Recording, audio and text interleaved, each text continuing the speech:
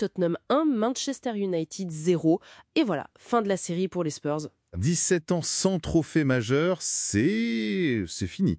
Ouais, c'est un sacré événement. Mais au-delà du résultat, c'est le comment qui est intéressant, non? Exactement. Parce que si on regarde les chiffres bruts, la possession, les tirs, tout penchait pour United. Ah oui, carrément. Une domination de United presque écrasante par moment. Et pourtant, c'est Tottenham qui gagne. C'est un peu le réalisme contre la possession, quoi. C'est ça. Alors justement, on va plonger dans la tactique de ce match. L'idée, c'est de comprendre comment cette victoire a été possible, alors que, sur le papier, C'était pas gagné d'avance, non? non. Et puis, il y avait cet enjeu énorme, sauver la saison et surtout la place en Ligue des Champions. Tout à fait. Alors, pour commencer, il faut parler de Tottenham et de leur approche. Postecoglou, on l'attendait peut-être plus flamboyant. Oui, c'est son image habituelle. Et là, surprise, un plan hyper pragmatique, un bloc défensif, mais alors vraiment bas, très très compact. Un 4-4-2, c'est ça? Ou 4-4-1-1? Ça variait un peu, mais l'idée c'était ça, des lignes hyper resserrées, impressionnante discipline. On a bien vu que l'axe était complètement cadenassé, mais alors, c'était subi ou c'était vraiment un choix délibéré pour contrer United? Un peu des deux, j'imagine. Contre la qualité technique de United, c'était logique de densifier. Mais c'était aussi clairement un plan pour contrer. Pour frapper vite derrière. Exactement. L'objectif, c'était pas d'avoir le ballon. C'était on récupère proprement, avec un pressing bien ciblé, pas constant, et paf, on lance Johnson ou Solanke. La vitesse. Ça a marché de façon quasi chirurgicale. Une seule vraie occasion, ce centre de Sarr côté gauche, Oui, un peu dévié. et Johnson qui est là pour finir.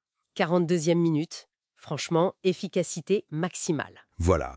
Et c'est là qu'on voit tout le contraste avec Manchester United. Eux, avec leur 3-4-2-1 version Amorim, ils ont eu la balle tout le temps. Les chiffres sont fous, 73%, même 80% deuxième mi-temps, c'est ça. C'est ça.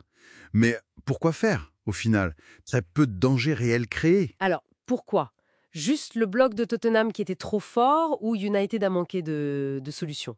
Les deux sont liés, forcément. Le bloc bas a forcé United à jouer sur les côtés, beaucoup de passes latérales, mais on a senti aussi un vrai manque de créativité, de mouvement pour déstabiliser cette défense. Les fameux pistons, Mazraoui, Dorgu, ils ont été bien contenus. Oui, assez bien. Et devant, Højlund s'est retrouvé souvent très seul contre Romero et Van de Ven.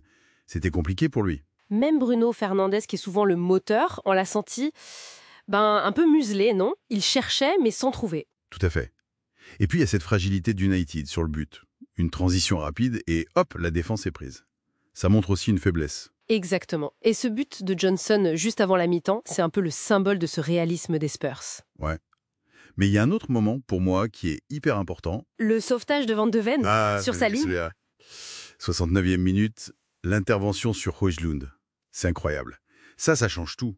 Sans ça, le match bascule peut-être. C'est l'image de leur résilience, de leur on ne lâche rien. Et ça se voit dans les perfs individuels. Vicario, Cesare, Imperial, Van de Ven, Romero, solide derrière. Des rocs. Johnson, buteur, mais aussi très travailleur. Et le milieu Sarr-Bissouma, qui est l'activité. Énorme travail de l'ombre. Côté United, Mazraoui a été peut-être le plus actif sur son côté. Fernandez a tenté, mais bon. Højlund pas assez servi, Mount et Diallo plutôt discrets, et Shaw a eu du mal sur le but, faut le dire aussi. C'est un peu ça, oui. Les individualités de Tottenham ont vraiment collé au plan. Celles de United n'ont pas réussi à faire la différence contre ce plan. Bon, alors si on doit résumer, comment on explique ce résultat qui déjoue un peu les statistiques habituelles? C'est simple. C'est la victoire de l'organisation, de la discipline tactique, du réalisme. Tottenham a été intelligent. Ils ont su défendre ensemble, souffrir ensemble et être ultra efficaces sur le peu qu'ils ont eu. Ils ont parfaitement exécuté leur plan, quoi. C'est ça. Et United, à l'inverse, s'est cassé les dents sur ce mur. Trop de possession, mais pas assez de tranchants, de variété pour faire mal. Manque de solution offensive face à un bloc bien regroupé. Voilà. Du coup, Tottenham prend le trophée, la qualif en Ligue des Champions. C'est une leçon de pragmatisme. Et ça pose une question un peu plus large, finalement, non? Est-ce que ce match nous dit quelque chose sur le foot actuel? Possiblement. Je vais dire, face à ces blocs bas, super organisés, est-ce que la possession pour posséder, ça perd pas un peu de sa valeur? Est-ce que l'avenir, c'est pas plus dans ces transitions rapides, cette efficacité défensive et offensive? C'est une vraie question, oui. C'est quoi la maîtrise du jeu si au final, ça ne crée pas de danger?